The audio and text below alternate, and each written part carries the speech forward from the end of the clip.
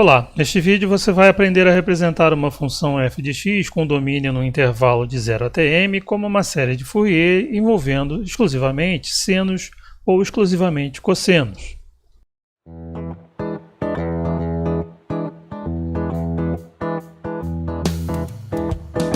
No item 1, vamos começar relembrando o conceito de funções pares e ímpares e examinar a paridade de produtos dessas funções. Vamos discutir também o que acontece com integrais de funções pares ou ímpares em intervalos simétricos. Isso vai ser importante mais adiante na construção das séries. No item 2, falaremos dos conceitos de extensão par e extensão ímpar de uma função que serão empregados na construção da série de cossenos, tema do item 3, e da série de senos, tema do item 4. A discussão se refere a funções definidas em um intervalo de 0 até m, mas pode ser estendida a um intervalo finito arbitrário qualquer. Falaremos mais disso lá no final do vídeo. No item 5, finalmente, vou procurar deixar claro o porquê de nos preocuparmos com tantas alternativas assim de escrevermos a mesma função f de x. Vamos então ao item 1, sobre funções pares e ímpares. Bom, vamos começar relembrando o conceito de função par e função ímpar. Essencialmente, uma função par é aquela que, quando você troca o sinal do seu argumento, a função não muda. Ou seja, se você tem uma certa função f de x, f de menos x equivale a f de x. Um exemplo disso são funções polinomiais com potências pares da variável, exclusivamente potências pares da variável. Então, nesse exemplo aqui, se você troca na expressão do f1 x por menos x, você obtém essencialmente a mesma função, a própria expressão do f de x. Portanto, é uma função par. Um outro exemplo de função par é a função cosseno de x. Se você avaliar essa função em menos x, você tem cosseno de menos x, que equivale a cosseno de x. Pense aí no círculo trigonométrico, você vai chegar a essa conclusão. Para uma função par, então, para cada valor de x que você tiver, você tem o f, a função valendo o f de x, você vai ter um menos x, onde o f vai ter o mesmo valor, vai assumir o mesmo valor que em f de x. Ou seja, a sua função ela vai ter uma simetria em relação ao eixo vertical. Já uma função ímpar é caracterizada pelo seguinte: f avaliado em menos x equivale a menos f de x, ou seja, se você troca o sinal do argumento, você tem o valor da função em f de x com um sinal de menos. Um exemplo disso são funções polinomiais com potências exclusivamente ímpares da variável. Se você troca aqui x por menos x, todas as potências trocam de sinal. Portanto, você tem uma troca global de sinal. Um outro exemplo de função ímpar é a função seno de x. Se você avaliar ela em menos x, seno de menos x equivale a menos seno de x. Portanto, é uma função ímpar. Então, para cada valor de x em que f assume esse valor, f de x, você vai ter um menos x, onde a função assume o valor menos f de x. Ou seja, esses dois pontos eles vão ser simétricos em relação à origem. Como consequência disso, o gráfico de uma função ímpar ele é simétrico em relação à origem, tem uma simetria radial em relação à origem. Além de funções pares e funções ímpares, você pode ter também funções sem paridade. Por exemplo, polinômios que misturam potências pares e ímpares. Quando você troca x por menos x, as potências pares continuam com o mesmo sinal, mas as potências ímpares trocam. Então você acaba tendo uma função diferente daquela que você tinha originalmente. Um fato que vai ser importante para a nossa discussão aqui é o seguinte: o produto de duas funções pares também é, por sua vez, uma função par. Isso porque, se você tem duas funções pares f e g, ou seja, caracterizadas por isso daí, ao trocar x por menos x, você obtém a mesma função, considere a seguir uma nova função, h de x, que é o produto dessas duas. Bom, qual vai ser o comportamento de h de x quando eu trocar x por menos x? Quando você troca x por menos x, olha, você está trocando simultaneamente em f e g. Mas a mudança causada por isso em cada uma delas é nenhuma. Portanto, você também não tem nenhuma mudança no produto delas. Ou seja, a função h de x é par. Seguindo a mesma linha de raciocínio, a gente pode concluir que o produto de duas funções ímpares é uma função par. Se, novamente, h de x é o produto de f de x e g de x, ao trocar x por menos x, o que vai acontecer? Tanto f quanto g vão trocar de sinal. Portanto, o produto não vai trocar de sinal. Você vai ter uma compensação de sinais aí. Portanto, o produto de duas funções ímpares é uma função par. E é importante ressaltar aqui, né, que eu estou falando do produto de duas funções ímpares. Se eu tiver três funções ímpares, por exemplo, quando eu troco x por menos x, eu tenho as três trocando de sinal simultaneamente. Então, eu tenho um sinal efetivo negativo. Portanto, este produto de três funções ímpares vai ser ímpar, tá? Mas aqui eu estou falando especificamente do produto de duas funções ímpares, ok? E por último, se você considera o produto de uma função par por uma função ímpar, o resultado vai ser uma função ímpar, pelo seguinte motivo. Considere agora que você tenha uma função f par e uma função g que seja ímpar.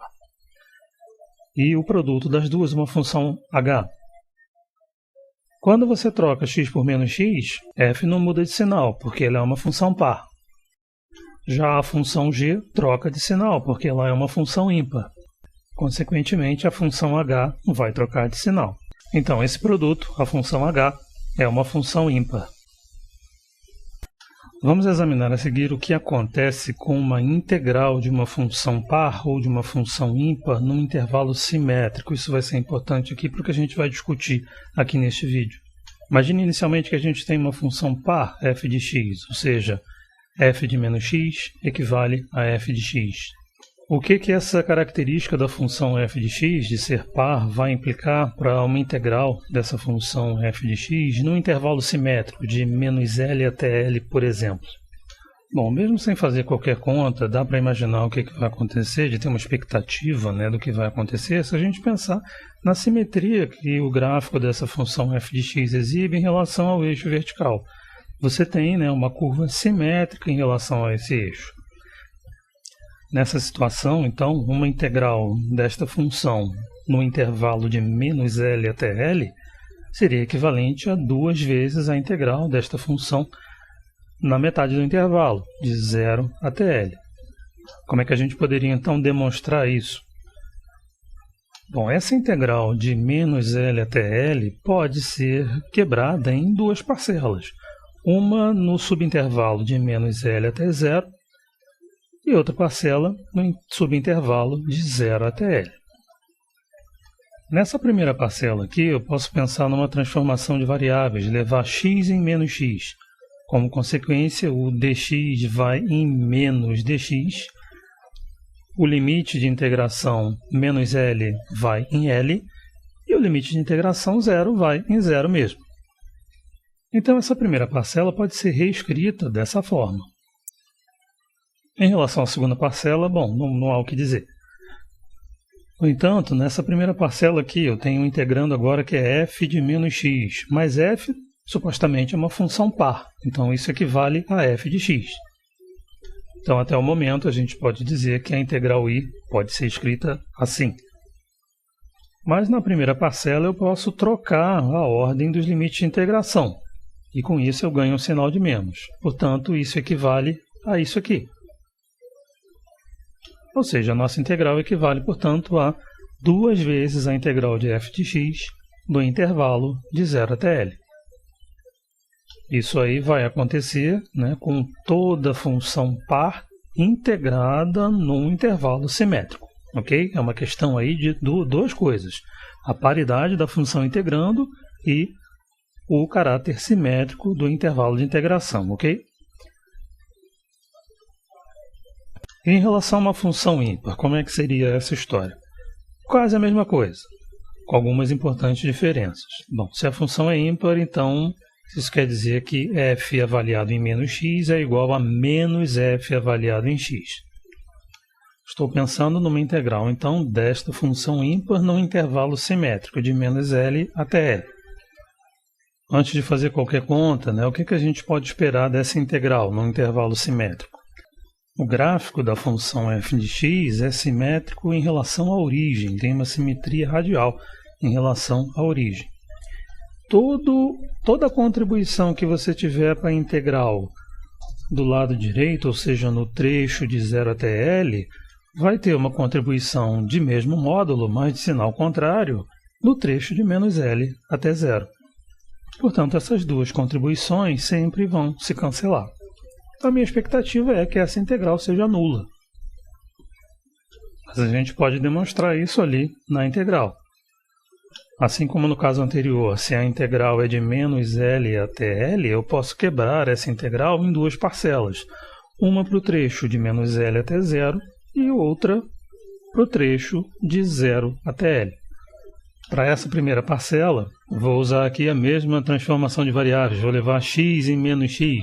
Então, assim como no caso anterior, eu tenho isso daqui e eu vou reescrever a minha integral desta forma. Até aqui a discussão está exatamente igual como no caso anterior. A partir daqui é que a história toma outro rumo, porque eu estou agora considerando f de x como uma função ímpar. Então, f de menos x aqui equivale a menos f de x.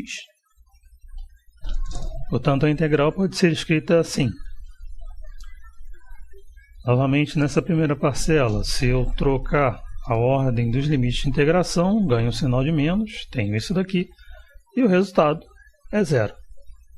Portanto, se eu integro uma função ímpar num intervalo simétrico, o resultado dessa integral é 0. Então, entram em jogo aqui essas duas coisas. A paridade da função integrando, no caso, uma função ímpar, e o fato da gente estar trabalhando num intervalo de integração simétrico. Okay? Se isso acontece, você tem a integral igual a 0. A partir de uma função com paridade qualquer, ou mesmo uma sem paridade definida, não importa, definida no intervalo de 0 até m, sempre vai ser possível construir outra função que seja par ou ímpar, a sua escolha. É o tema deste próximo item.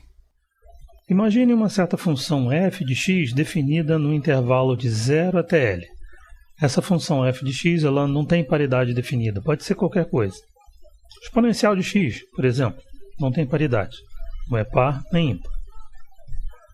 A chamada extensão par desta função f de x é uma outra função que a gente vai representar aqui como f índice p de x, que vai estar definida não mais no intervalo de 0 até L, mas no intervalo simétrico de menos L até L. Da seguinte maneira: no intervalo original de 0 até L, ela corresponde à própria função f de x. No outro trecho de menos L até 0, vou fazer ela corresponder a f avaliada em menos x.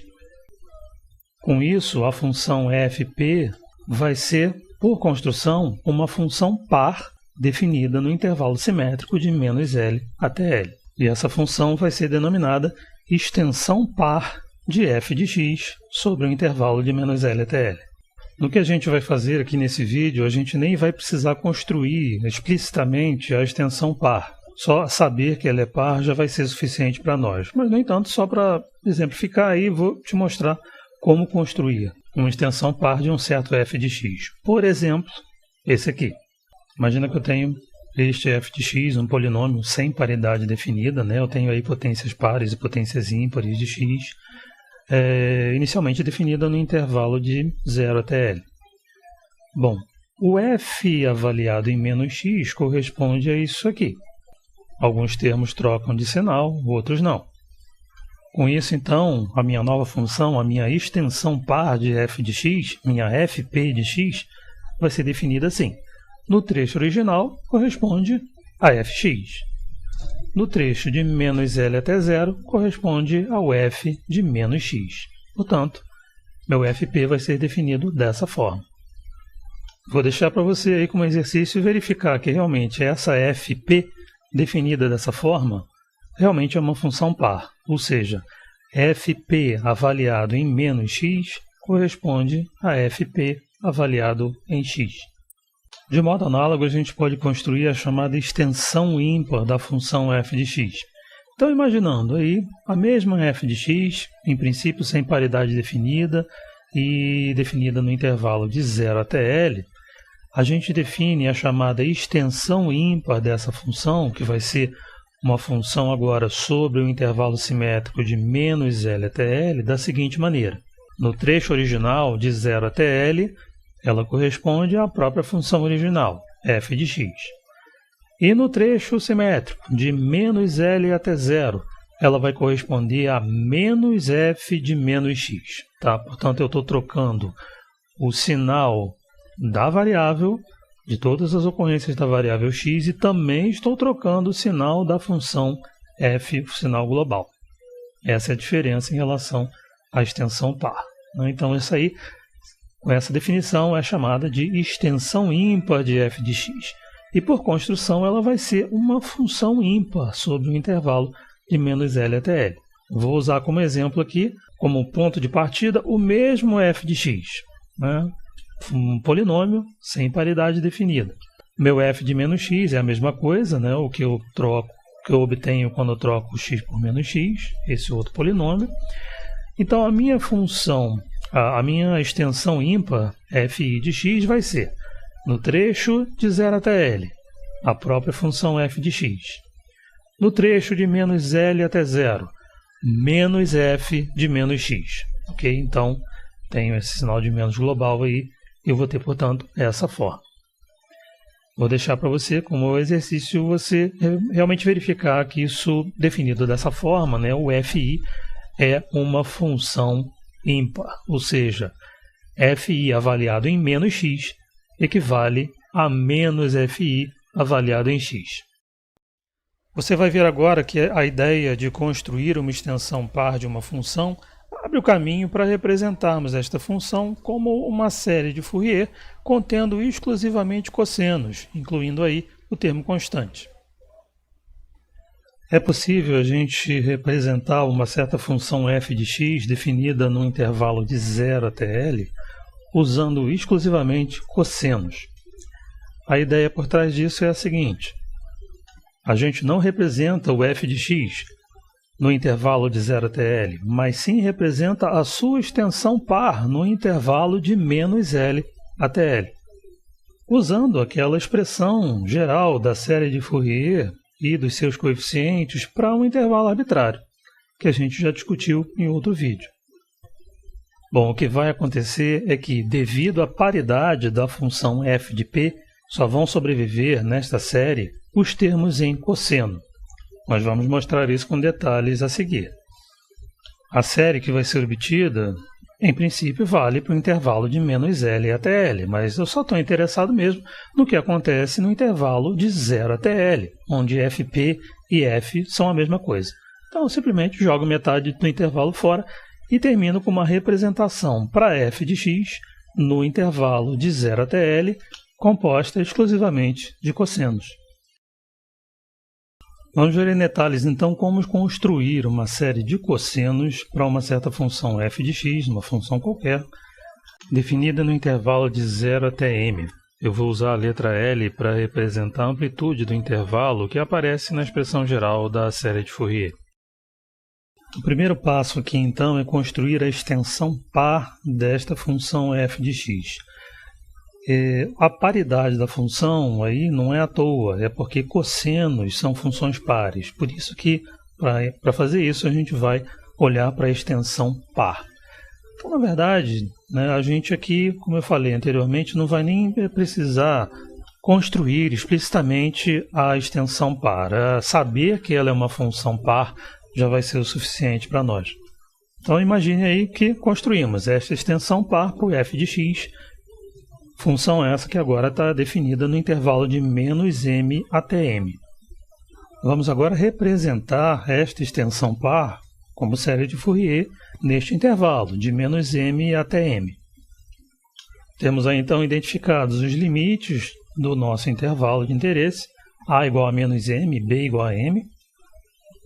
Então temos aí a amplitude L deste intervalo, b menos a, corresponde a 2m. E o seu ponto médio, meio de a mais b, corresponde a 0. A gente vai usar aí, né, na construção da série de seus coeficientes, vamos precisar do fator 2 sobre L, que corresponde, portanto, a 1 sobre m, e os argumentos dos cossenos e senos, né, 2kπ sobre L vezes x menos x barra, que são iguais, portanto, a kπx sobre m. Vamos, portanto, construir a série de Fourier para a extensão par de f, no intervalo de menos m até m. Ela vai ter, então, essa estrutura aqui. Em princípio, com todos os termos, cossenos e senos. A gente vai ver que, nesse caso, somente os termos em cosseno é que vão sobreviver. Vamos calcular, em primeiro lugar, a expressão do A0, né? A expressão geral é essa daqui. Ou seja, neste caso aqui, ela assume esta forma. Nós não construímos explicitamente a extensão par fp, mas nós sabemos que, por construção, ela é uma função par. Então, eu tenho aí uma integral de uma função par num intervalo simétrico de menos m até m. Podemos escrever essa integral como sendo 2 vezes a integral de fp no intervalo de 0 até m. Porém, nesse intervalo de 0 até m, a extensão par fp é idêntica à função original f de x. Então, essa é a expressão do A0 em termos de f de x. Vamos agora para o cálculo do AK. Nessa integral, agora temos o produto do fp, que é uma função par, vezes o cosseno, que também é uma função par. Portanto, este produto é, por sua vez, uma função par também, como a gente já viu. Então, temos aí, novamente, uma integral de uma função par no intervalo simétrico de menos m até m. Isso equivale, então, a 2 vezes a integral no intervalo de 0 sobre m do produto de fp pelo cosseno. Mas, novamente, né, neste intervalo, fp e f são a mesma coisa, então eu já posso escrever diretamente a integral em termos do f de x. Então, temos aí as expressões do A0 e do AK, em termos de integrais envolvendo a função f de x. Vamos, em seguida, calcular o BK de modo análogo.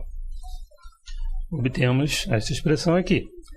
Agora, no integrando, temos o produto da extensão par, que é uma função par, pela função seno, que é uma função ímpar.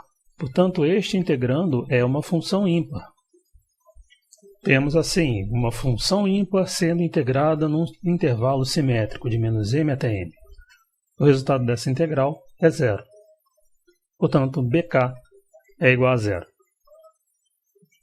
Então, estamos trabalhando com esta forma da série de Fourier e até agora concluímos que os AKs têm esta forma daqui. Estou incluindo já aqui o caso k igual a 0. Todos os BKs são nulos.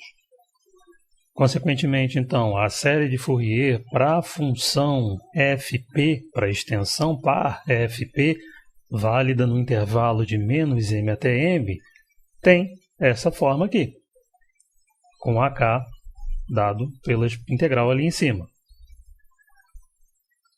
Mas a extensão par é uma mera construção. O que me interessa mesmo é a função f de x definida no intervalo de 0 até m. Esta série, que é válida para representar fp no intervalo de menos m até m, claro, também é válida para representar o f de x no intervalo de 0 até m. Então eu vou jogar fora a informação do intervalo de menos m até 0, ficar com isso daqui, para representar minha função f de x no intervalo de 0 até m. Essa série, obtida dessa forma, é chamada de série de cossenos para o f de x, no intervalo de 0 até m. A seguir, você vai ver que construir uma extensão ímpar de uma função possibilita representarmos esta função como uma série de Fourier contendo exclusivamente senos. Vamos a seguir fazer coisa semelhante, mas tomando como ponto de partida a extensão ímpar da função f de x. Então temos, novamente, uma função f de x definida no intervalo de 0 até m. Vou construir a sua extensão ímpar no intervalo de menos m até m. Digo, vamos construir, mas na verdade nem é necessário construir explicitamente esta extensão. Basta termos em mente que ela é uma função ímpar. Temos aí os mesmos limites de intervalo, portanto, mesma amplitude e também o mesmo ponto médio. Os fatores 2 sobre L e 2kπ sobre L vezes x menos x barra são os mesmos. Vamos partir aqui da mesma forma geral da expansão em série de Fourier, agora para a extensão ímpar FI. Temos esta expressão aqui para o A0 com uma integral da extensão ímpar. Porém, agora, como eu tenho uma função ímpar sendo integrada num intervalo simétrico, essa integral é nula. Então, A0 vale 0. Para o AK, temos esta integral aqui, que envolve o produto da extensão ímpar e da função cosseno. Temos, então, o produto de uma função ímpar por uma função par. Esse produto é uma função ímpar. Integrando isso num intervalo simétrico, obtemos 0. Então, AK também vale 0. Examinando agora o BK, temos esta integral aqui. O seno é uma função ímpar. O integrando, portanto, é o produto de duas funções ímpares, ou seja, é uma função par. Essa integral, no intervalo de menos m até m, corresponde, portanto, a 2 vezes a integral no intervalo de 0 até m. Mas no intervalo de 0 até m, a extensão ímpar FI equivale ao próprio f de x. Então, podemos escrever essa integral deste modo. Com estes resultados, então, olhando para a forma completa da série, todos os a's são nulos e os bk's são dados por essas integrais.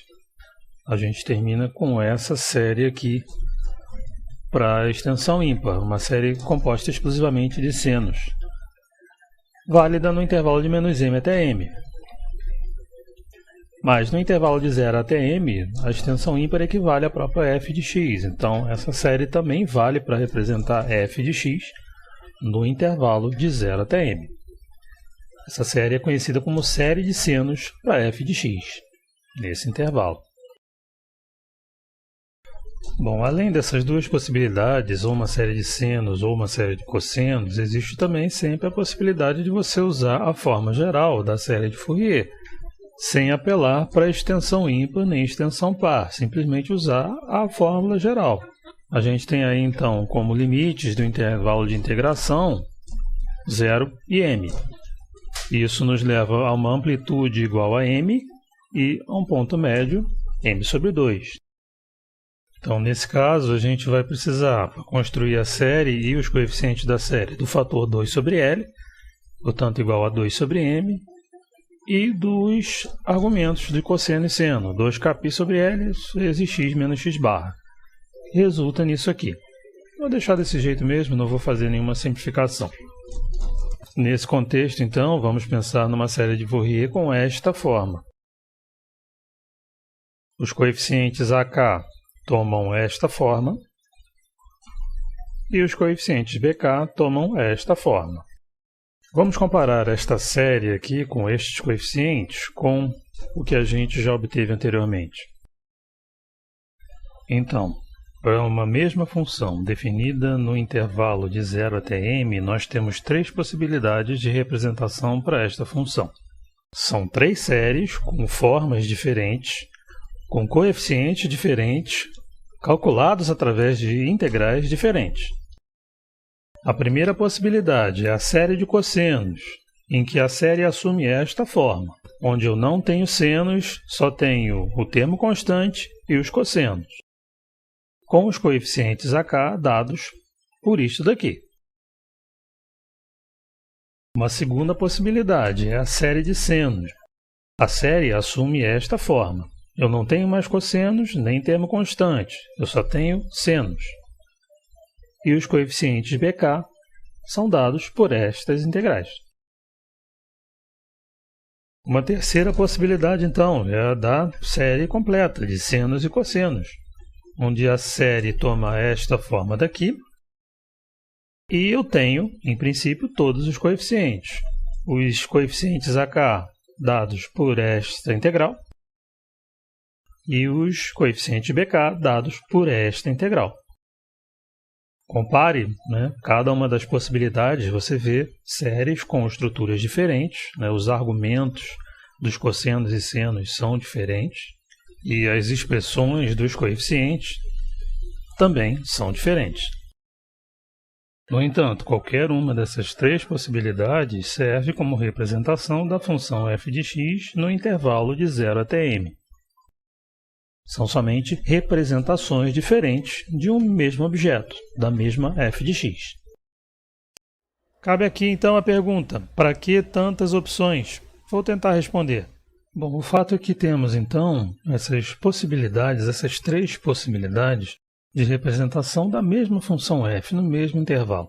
Existe até uma outra possibilidade que eu não vou entrar em detalhes aqui, que é a representação em série de Fourier complexa, que vem basicamente de você combinar todos esses senos e cossenos usando a fórmula de Euler e assim escrever tudo em termos de exponenciais complexas. Mas a pergunta que eu quero focalizar aqui é, bom, ok, temos essas possibilidades todas, mas por que eu vou me importar com elas? Por que não eu me restringo a uma única dessas possibilidades e deixo as outras para lá? Bom, detalhes à parte, a situação que nós temos aqui é, então, a possibilidade de eu representar esse f de x no intervalo de x indo de 0 até m como uma combinação linear de cossenos de kπx sobre m. A outra possibilidade é representá-la como uma combinação linear de senos de kπx sobre m. E a terceira possibilidade é representar como uma combinação linear de cossenos e senos, com esses argumentos aí. Ok? Então, essencialmente, detalhes à parte, são essas as possibilidades que nós temos. Essa situação é análoga às possibilidades que a gente tem de representação de um vetor, daqueles vetores lá da geometria analítica. Por simplicidade, vamos representar aqui um vetor no plano, onde você precisa de uma base com somente dois vetores. Você pode escolher bases diferentes e assim representar o mesmo vetor f como combinações lineares diferentes, envolvendo vetores de base diferentes, coeficientes diferentes, mas todas elas representando o mesmo objeto, o mesmo vetor. E o que vai guiar a escolha da base? Por que uma determinada base e não outra? A palavra-chave é simplicidade, tanto no que se refere a você expressar um certo conceito físico, uma certa relação física envolvendo vetores, por exemplo, na descrição de campos elétricos ou campos magnéticos nas vizinhanças de uma certa superfície, faz sentido você falar em termos de componentes tangenciais àquela superfície e em componentes perpendiculares àquela superfície. E um outro aspecto dessa simplicidade é você obter expressões mais simples para trabalhar com elas. Geralmente as duas coisas estão ligadas. Então, o que vai orientar a escolha da base tem a ver com isso, tem a ver com simplicidade, tem a ver com conveniência.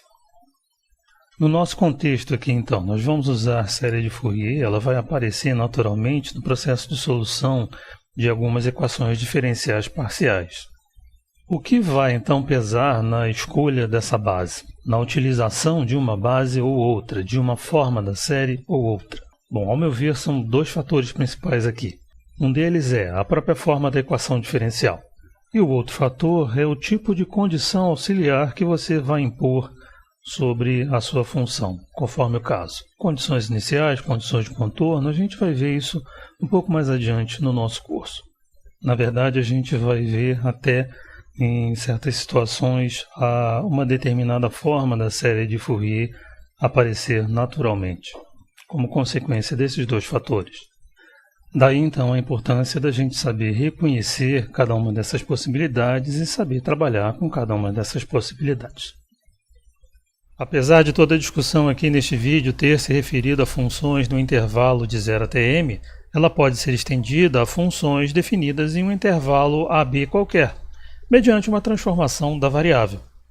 Deixo a você como exercício demonstrar que para uma função g de u, em que a variável u esteja definida num intervalo de a até b finito, porém arbitrário, você pode definir uma nova variável x através desta transformação.